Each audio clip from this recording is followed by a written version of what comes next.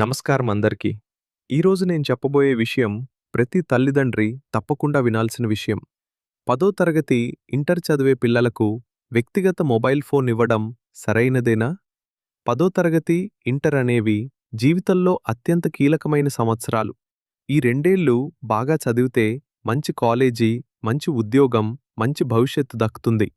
కానీ అదే సమయంలో మొబైల్కు బానిస అయితే ఏకాగ్రత తగ్గుతుంది.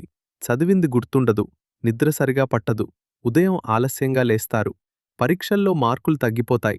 మొబైల్లో వచ్చే ప్రతి నోటిఫికేషన్ పిల్లల మెదడును డిస్టర్బ్ చేస్తుంది.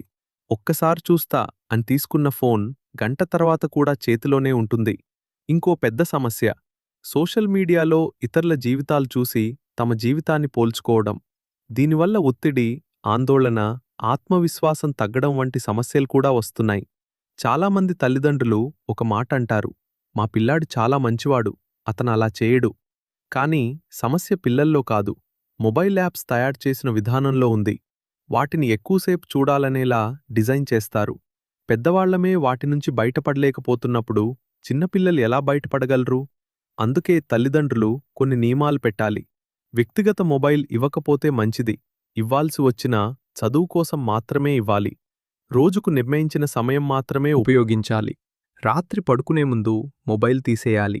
పిల్లలతో మాట్లాడాలి, వారిపై నమ్మకం ఉంచాలి, కానీ పర్యవేక్షణ కూడా ఉండాలి.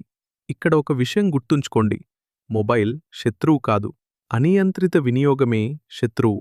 పిల్లల చేతిలో మొబైల్ పెట్టడం కంటే వారి చేతిలో మంచి పుస్తకం పెట్టండి, ఆటలు ఆడనివ్వండి, కుటుంబంతో సమయం గడపనివ్వండివ్వండి.